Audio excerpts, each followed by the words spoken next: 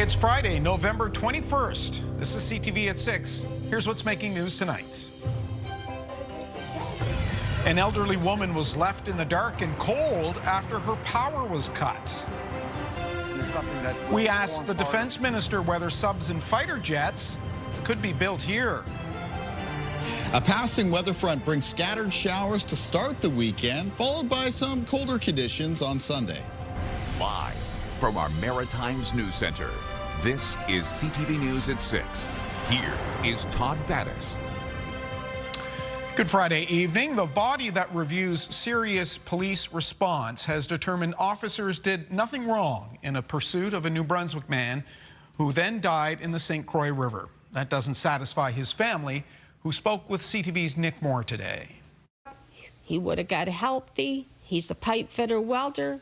He could have started a new life. The family of Mackay Thomas admits he had problems, but was trying to get help to build a life away from addiction.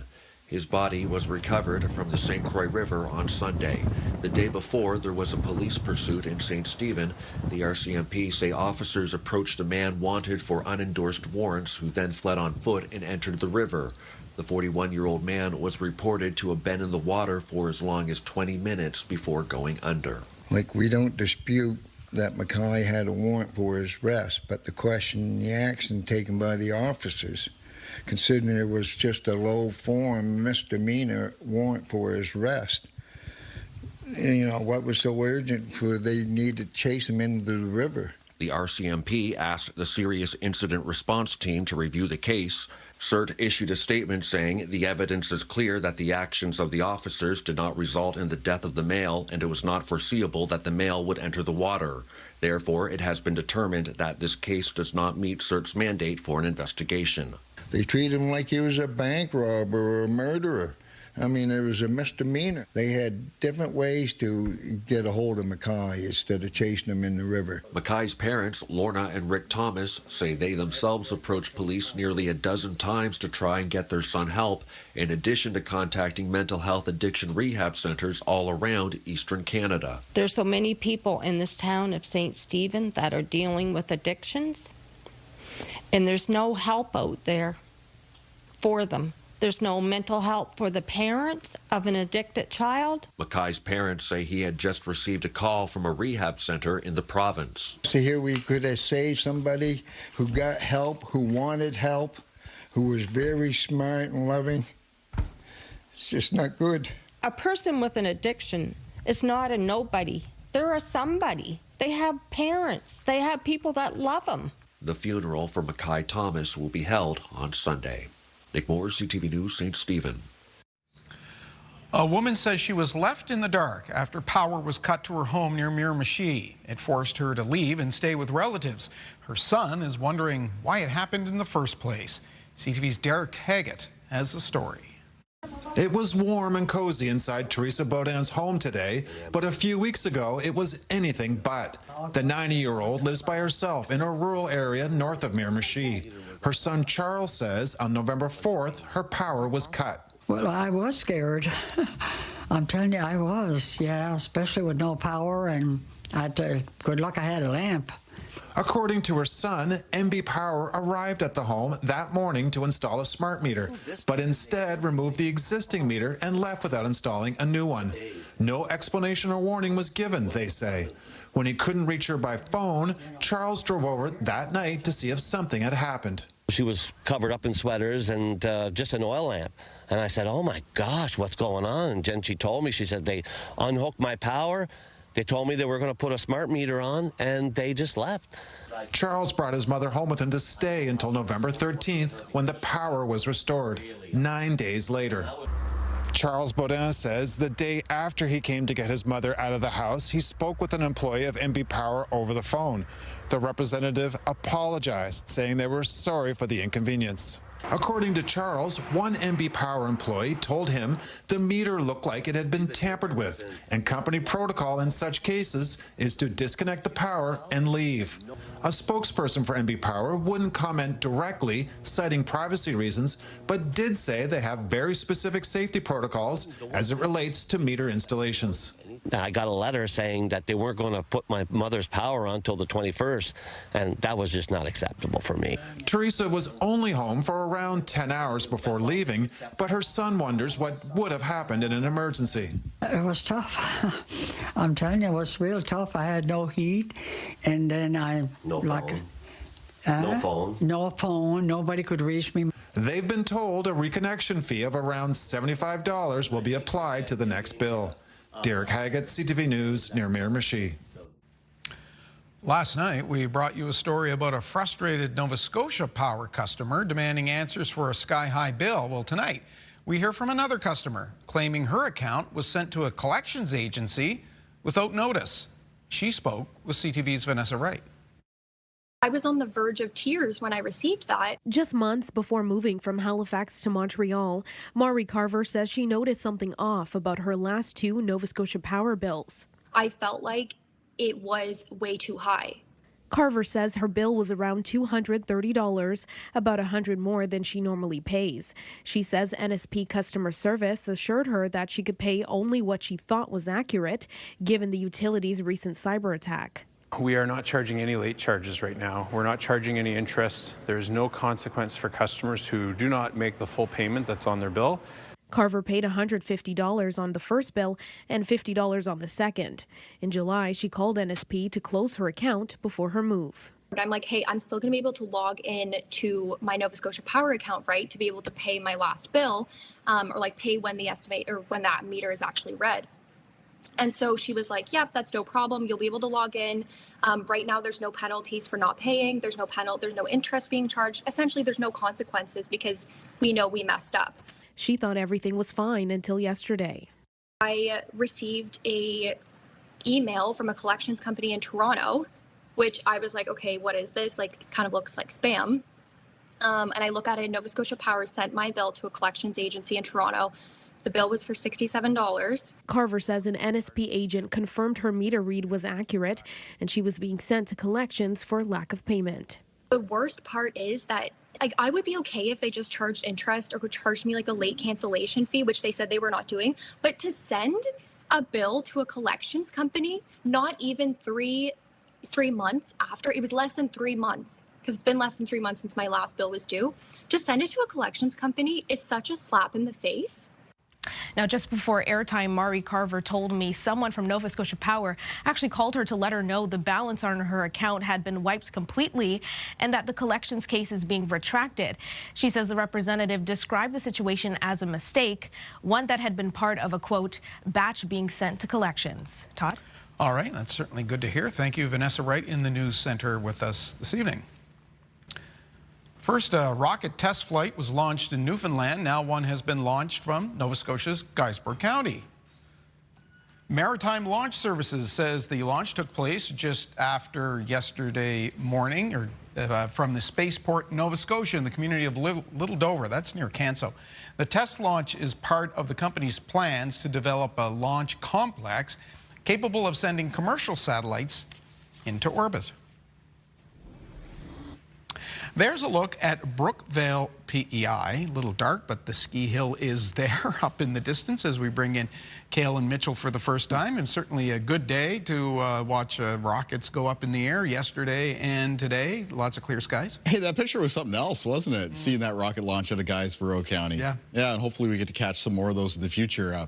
Maybe a rocket launch forecast coming to your CTV News programming sometime in the future. I like it. Yeah. Let's take a look at what's going on as far as the weather goes for this evening and tonight. We have increasing cloudiness on the go. We have a round of some light rain and some showers that came in off the Atlantic. That's mostly crossing areas of Cape Breton. We have a front that's approaching from the west. Ahead of that front is some light snow that has made its way into northern areas of New Brunswick. It is mostly going to be the north and western areas of New Brunswick that see that light snow. There is a chance of a flurry or shower around the Fredericton area as we move through tonight. Now, accumulations are expected to be quite limited in most cases, from maybe a coating up to around a centimeter or two locally. That'll be about it. That same weather front continues to come across the Maritimes tomorrow, bringing a chance of showers to Prince Edward Island and Nova Scotia. And then there'll be some chilly air that follows in behind it for the end of the weekend. Now, I want to jump forward in time a little bit. Let's go over and talk about Monday, because the South Shore Fishery in Nova Scotia is opening on Monday. And on Monday, there's going to be a little bit of a squeeze there around those southern marine areas between a departing low pressure system, which is going to be moving off towards the east of us, and a ridge of high pressure coming in from the west. So a little bit of a pressure gradient, and that is going to increase the winds a little bit Monday afternoon into evening and night.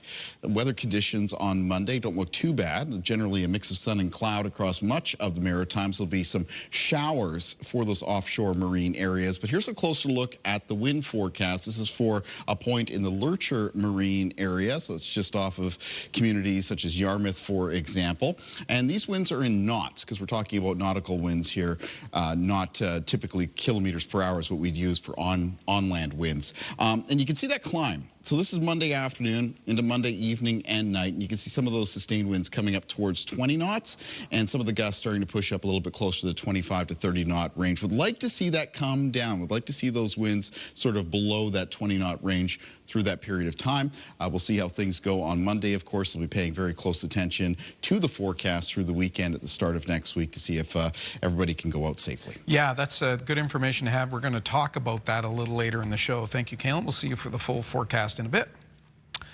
About 2 months ago, Halifax police were called to a drugstore about a hidden electronic device in a washroom. A 45-year-old man was arrested last week in connection to the incident. Police say the report came from this Lawton's store in the Bedford area in September.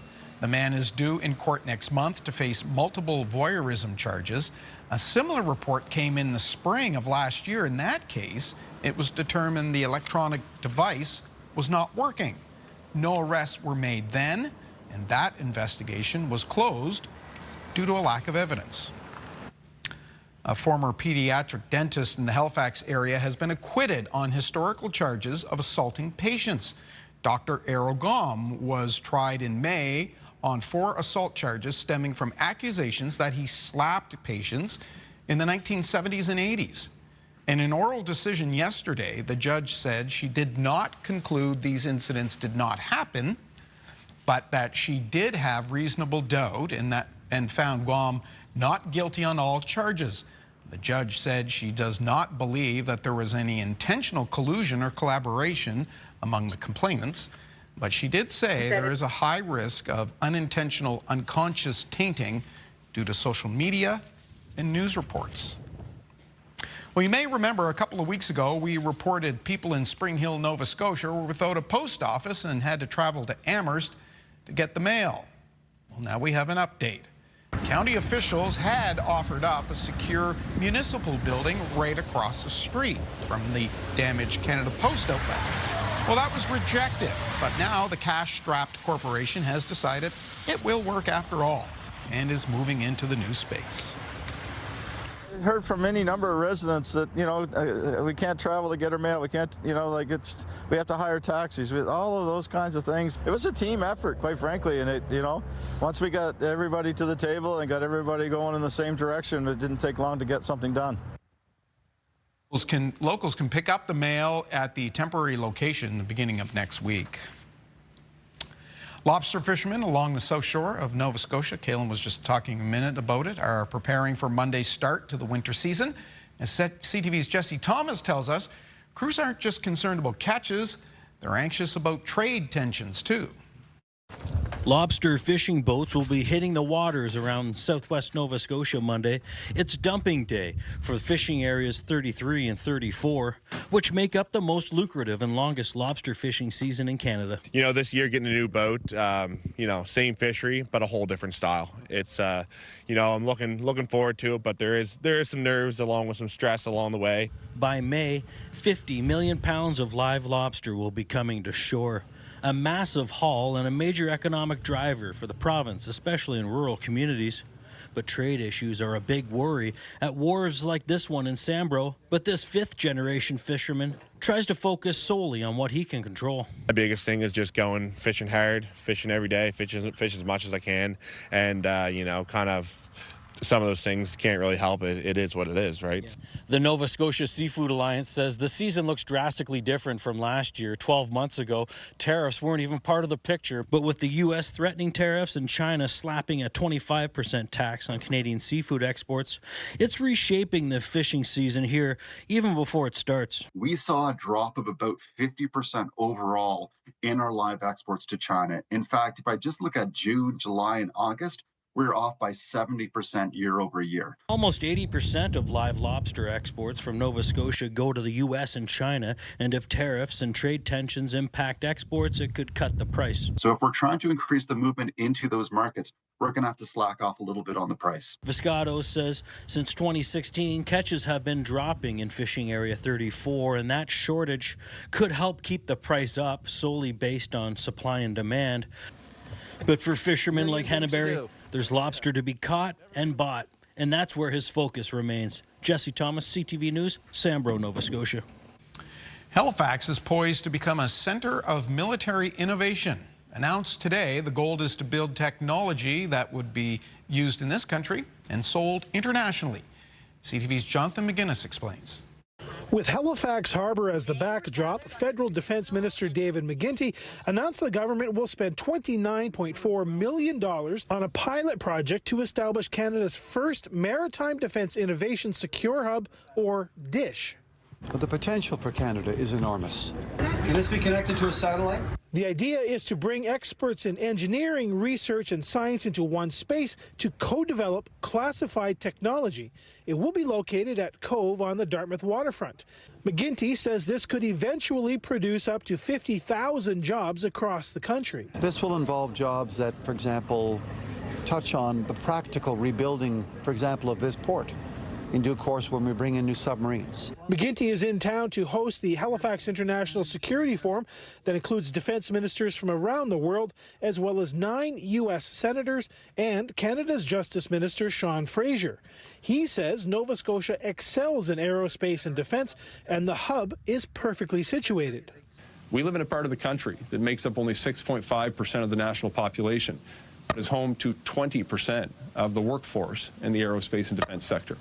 Key areas of focus at DISH will include undersea monitoring, unmanned marine devices, and advanced surveillance technology, all areas that will have global interest. But we also know that we have allies around the world that we can also share that capability with. As for when this project will move from being a pilot into something more permanent, Minister David McGuinty says he expects the government to move quickly. He says he's talking months, not years. Jonathan McGuinness, CTV News, Dartmouth. This afternoon, I asked the defense minister about the potential of building subs and jets here, and we'll have that for you just after the next commercial break, rather. And there's more on this at our website, ctvnewsatlantic.ca. A pair of New Brunswick hospitals have received national designation for their efforts to save blood. The St. John Regional Hospital and Moncton Hospital have been dubbed as Using Blood Wisely Centers as they make efforts to reduce unnecessary red blood cell transfusions. The designation can only be achieved by meeting certain benchmarks. To achieve this recognition, the hospital has to receive like a 65% of the transfusion needs to be single transfusions, red blood cell transfusion. And also the 80% of the transfusion patient needs to be below 80, hemoglobin needs to be 80 gram per liter. There are now a total of 6 hospitals in the province that have been given the designation. Get the Maritime's top stories, breaking news alerts, and watch live. Download the CTV News app. Well, the holidays are certainly in full swing at shops around here. Discounts and promotions are well underway a week before Black Friday. Retailers hope to lure customers. Shoppers are hoping to snag deals. CTV's Emma Convey went looking for both. Jacqueline and Geraldine traveled from Newfoundland to Halifax in search of early Black Friday deals. When there's a sale out there, it's going to draw us out. That's the case for many Maritimers as they keep an eye on their pocketbooks. Consumers are sort of watching their money this year a little more than normal, higher unemployment and things. So they're waiting in the weeds looking for these sales. And if you can show them a really good sale early, they will buy that item. Black Friday is a week away, but pre-sales have already become a trend for retailers. Some as early as the beginning of November. Retailers want to get the consumer in the mood for shopping. They realize that the more often consumers shop for the holiday, probably the more they'll spend in aggregate. Bath & Body Works has a great sale on soap, and I just bought a little purse for going down south at Bentley. It was a very good deal. Christmas is coming up on us now, so everyone's shopping, you know? So why not? All the nice Christmas stuff's just coming out now, so it's nice to get everything while the nice and inexpensive. Business professor Ed McHugh says Black Friday accounts for about 25% of Christmas retail sales. But there could also be a few other reasons for advanced deals. Some retailers have over-inventoried. They went in and they knew the tariff was coming, so they bought extra stock at the lower price.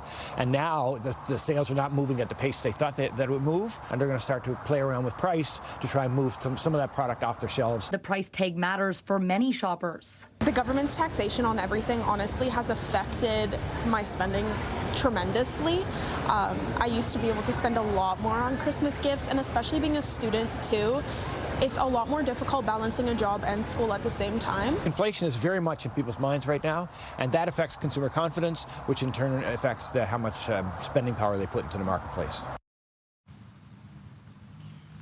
Todd, the experts I spoke with today say they don't expect any sales to drop much lower, even on Black Friday. But Ed McHugh did say if you're seeing high sales like a 70%, get on it now. But if it's something like a 10 to 20, you could wait it out and see if they'll drop a little lower. Todd. Yeah, he often has good insight on that stuff. Emma, thank you at the shops of the Hydrostone Market in Halifax. All right.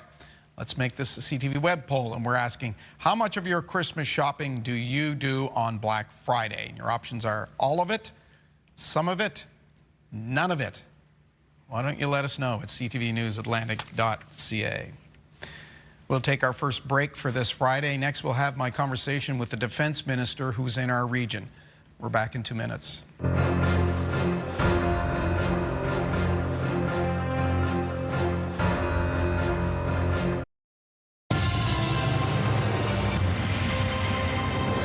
Canada's defense minister is hosting the annual Halifax Security Forum that gets underway today, and we are pleased to have Minister David McGuinty with us from Dartmouth. Minister, thank you for your time. Good to see you.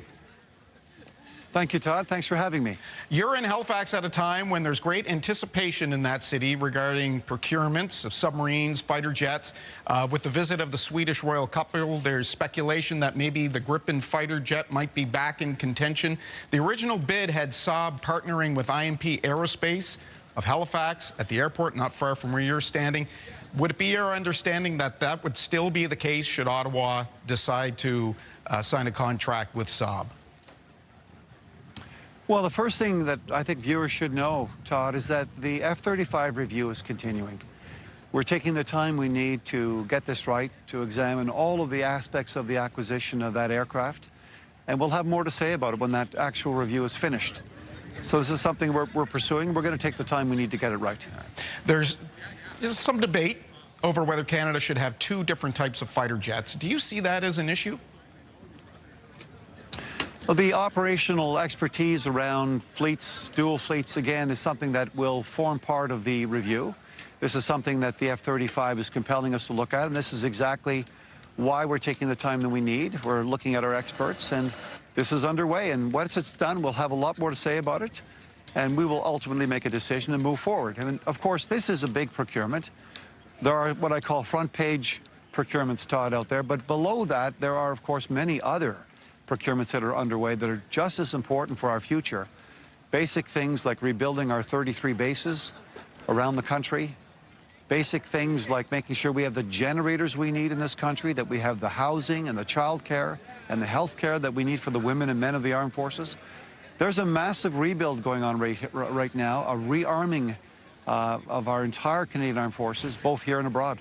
Let me ask you about submarines, because the backdrop behind you is where Canada's East Coast Fleet lives. The Navy has long wanted new subs. Looks like they're going to get them.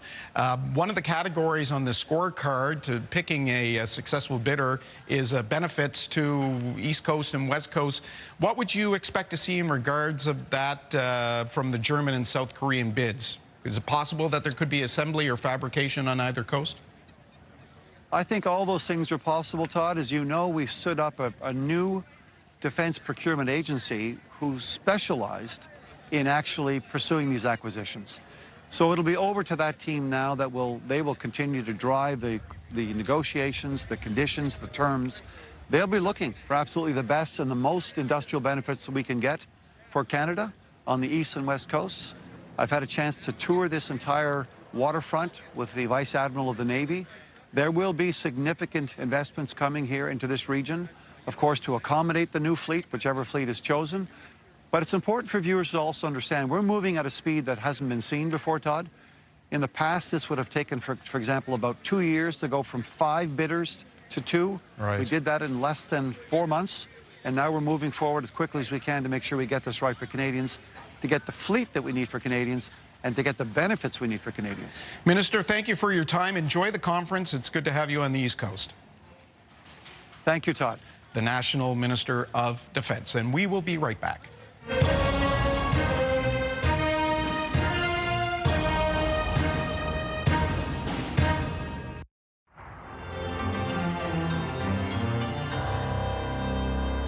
This is a 9-mile river flowing through hardwood lands in Hants County, Nova Scotia. And Kaylin, level looks pretty good. That's beautiful, isn't it? Yeah. The blue of the river there, and then sort of the gold of the grass, kind of like lining the riverbanks. And lots. And yeah, the water level probably come up a little bit since we did get into some rainy conditions, although not a lot of precipitation expected to come through over the next 24 hours. And where it does, it's going to be relatively light. We've got some showers on the go in areas of Cape Breton, a little bit of light snow falling in the north of New Brunswick. This was about as nice a November afternoon as you'll get. It was. Beautiful. Big reason for it, the wind was down. Yes, it was. Winds are much lighter compared to the start of this week. Let's talk more about the weather conditions headed our way as we approach and head into our weekend. We'll begin by taking a look at weather conditions across parts of the country. So right now they are seeing some rain in the south coast of BC, 8 degrees at Vancouver right now.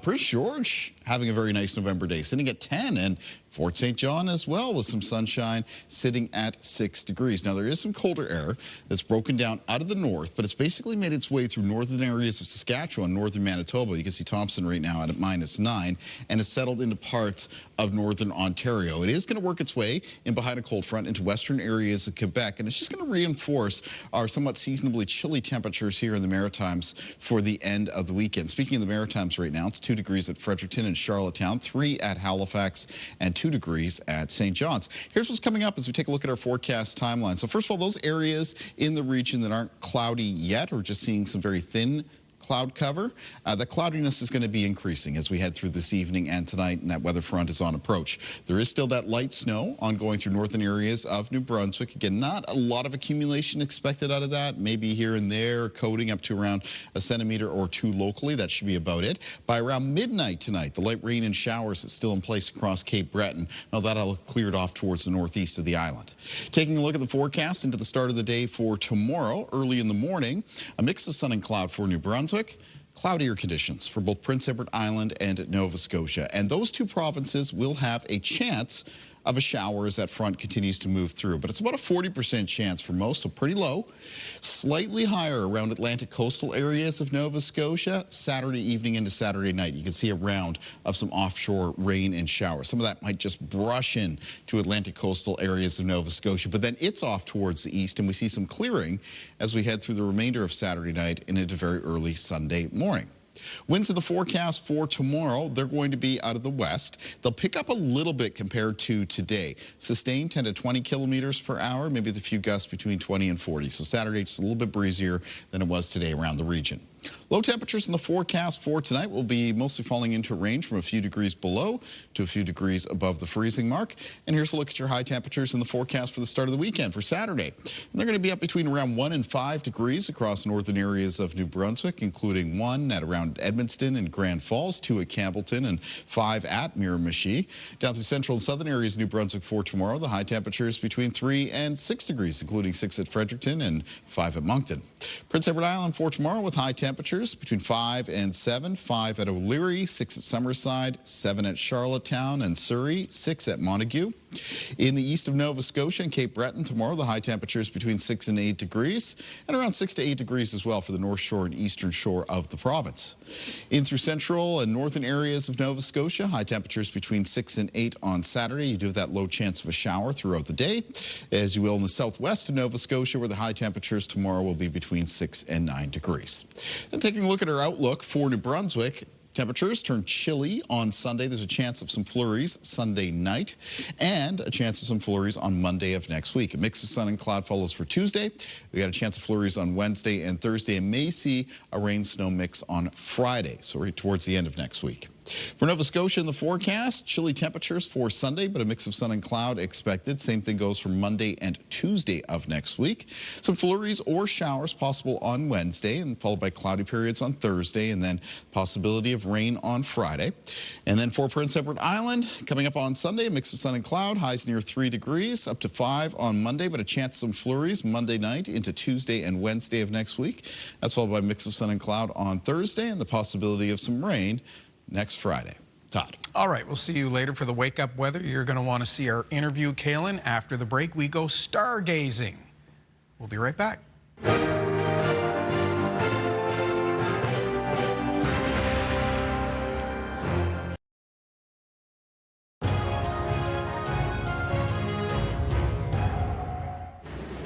As long as people have looked to the stars, we've searched for answers, really to the big questions. What's out there? Are we alone? Our next guest thinks about it more than most. Laurie Rousseau-Neptune is in the Department of Astronomy and Astrophysics at the University of Toronto and delves into archaeological astronomy. Thanks for having me. Yeah, it's good to have you. And it's a fascinating field. I think a lot of people are familiar with Stonehenge, perhaps Newgrange in Ireland, these monuments that were built by ancient civilizations, but they too were inquisitive. They're built as monuments to celestial events. The technology has certainly changed, yes, but we're asking the same questions fundamentally as people did millennia ago. Indeed. And one thing that I want people to realize is, although many very known sites in archaeoastronomy are maybe more to the east, we have in North America lots of them. Ancient observatories that were built by First Nation people. And when you study them, you get a glimpse at how ingenious they were. They were seeking precision in their measurement, just like what we're doing today when we look at the universe. So, what do you think that is that crosses cultures and cross the the span of the planet, that all peoples had that particular desire to? Yeah, I like to think it all starts with the stars. We're fortunate enough to be able to see them at night, and they're puzzling. Some of them moves. The planets are not really stars, but they look like them, and some have their continuous motion as the Earth rotates. And these behaviors were so mesmerizing. Not only they are pretty, but puzzling. And who doesn't like a good puzzle? Okay, so what's the puzzle that you like? When you, all your years of studying this, and you've been associated with some of the most advanced technology in the world, the telescope in Hawaii in particular, is there one thing that has really resounded most with you over the years? Yeah, over the years, my role as an astronomer has been to develop new methods, to make better measurements, to look at the universe, the light coming from the universe, and dissect it. And so for me, it's all about using new technology to improve our understanding of it. But I'm not blind. I know it's a very complex puzzle. So when we look at the universe, we want to know what's our place in it. It's so vast, infinite, possibly. Right. And so by looking at it and continuing the work that ancient have been doing for thousands of years, we're just participating in this creation of knowledge. And eventually, I hope, some of our descendants and down the line will probably figure it out. Okay, so what needs to be built? What direction do we need to go to perhaps uncover the next? True. So in astronomy, it's all about sensitivity and collecting more light. Telescopes are at the center of this.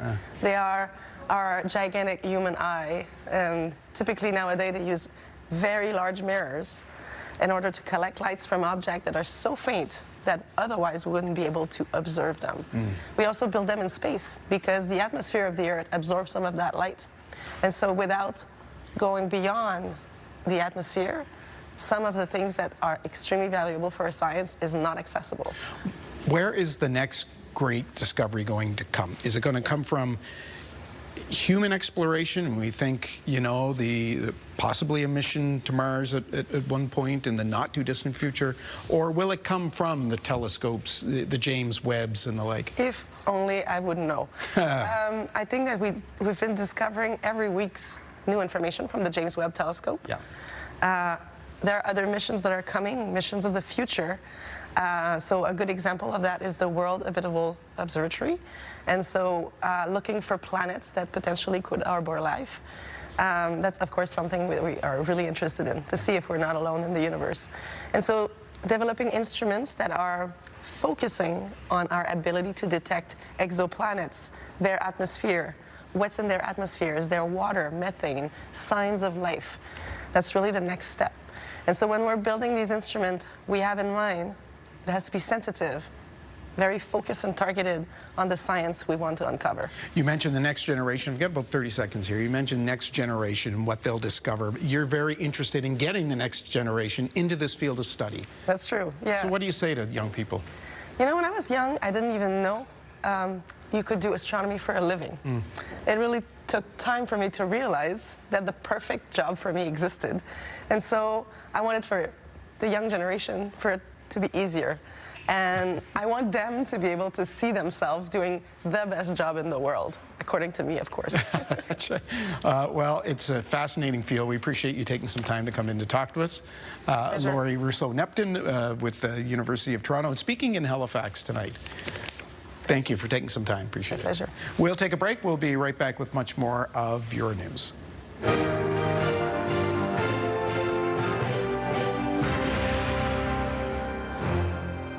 In health headlines, child advocates and medical organizations say the dangers children face online constitute a national emergency.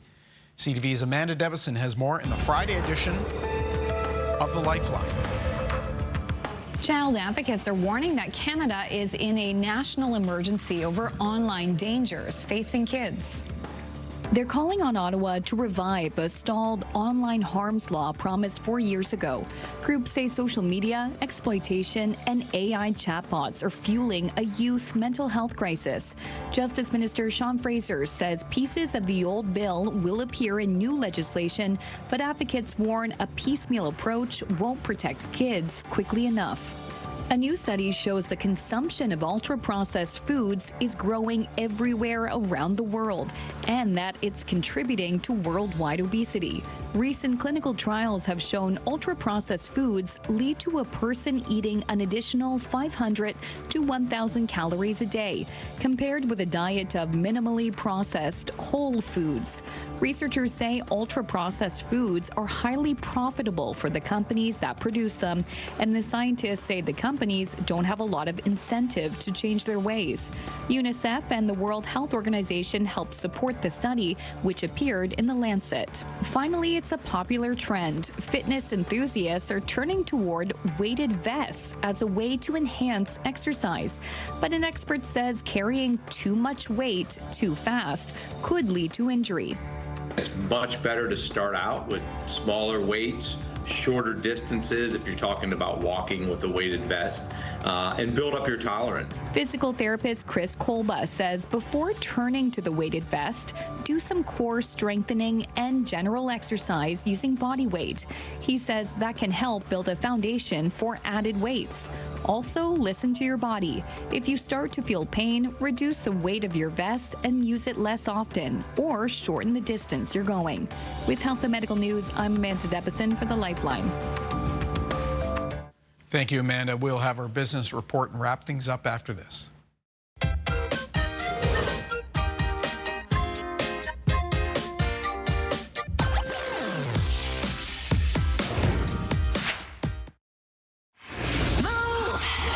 With Aaron and Peter. We are officially Halifax's Christmas music station, and we want to gift you 20 grand. It's Move's 20K holiday. First keyword Monday morning at 6. The last market report of the week, and the Dow Jones rebounded. It closed up just shy of 500 points. Stocks bounced in Toronto and New York both today. It was a tough week for investors. BNN Bloomberg's Andrew Bell has more. Hello there. U.S. and Canadian shares rose just under 1% today on renewed hopes for a U.S. interest rate cut next month.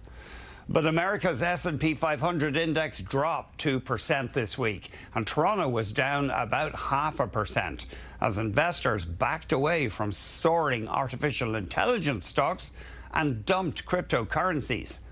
Chip seller Nvidia came out with yet more rosy growth projections, but its shares are still down 6% in the past 5 trading sessions. Here are the closing numbers. The Canadian dollar changed hands at 70.96 US cents, up a fraction.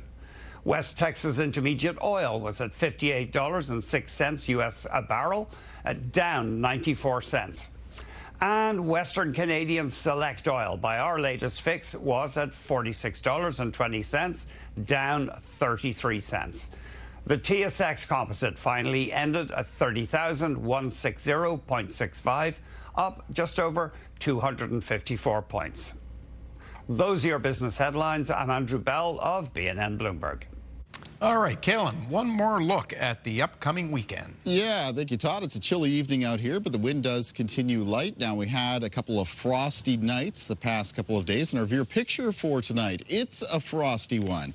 This one is coming in from Annette Albert. She took this picture while she was out on her walk. It was taken in the Grand Berchois area of New Brunswick, and we could see the frost, nice sort of feathery frost crystals here on the ground. This actually looks like a little bit of hoar frost, which is when it takes that more feathery appearance. So I want to thank Annette very much for sharing that with me. Grand Berchois for tomorrow, a mix of sun and cloud and a high temperature near 6 degrees. Day planner for tomorrow around the Maritime region. We can expect cloudier conditions to start the day for both Prince Edward Island and Nova Scotia. Low chance of showers for both of those provinces throughout the day. New Brunswick, more of a mix of sun and cloud in the morning. In the afternoon for New Brunswick, it continues on as a mix of sun and cloud, and a little bit cloudier still for PEI and Nova Scotia. The western parts of Prince Edward Island will begin to see some clearing at that point in time. A lot of the high temperatures tomorrow in the Maritimes will be in the range of around 3 to 7 degrees. Let's find out what's coming up next week on Your Morning Atlantic. Monday on Your Morning Atlantic, do you have a Lego lover on your Christmas list? Well, check out the latest from the creative folks at Lego Canada. From Star Wars to flowers, find out what's hot for the holidays. Start your morning with us Monday on Your Morning Atlantic. And finally tonight, the holiday season gets underway in Moncton this weekend with the 58th annual Christmas Parade and the annual Turner's Christmas at the Coliseum. Holiday shoppers began their takeover of the arena this afternoon as the annual 3-day craft show got underway. Organizers say this year's show is bigger than ever with more than 260 vendors. I think one of the biggest things that people seem to miss, you pay once. You come here on Friday on the way out, you get stamped, you can come back Saturday, come back Sunday, come back the next day, bring a friend. The 58th annual Moncton Santa Claus Parade. It gets rolling tomorrow at 5 o'clock. Some streets will start closing in the downtown area in the early afternoon if you're going to drive over and look for a place to park. That is our look at the day here at home. Bruce Frisco is in this chair at 11:30, and CTV News Atlantic.ca has our weekend reporting. We leave you tonight at the Lighthouse at Lewisburg. I'm Todd Battis. I hope to see you Monday. Have a great night.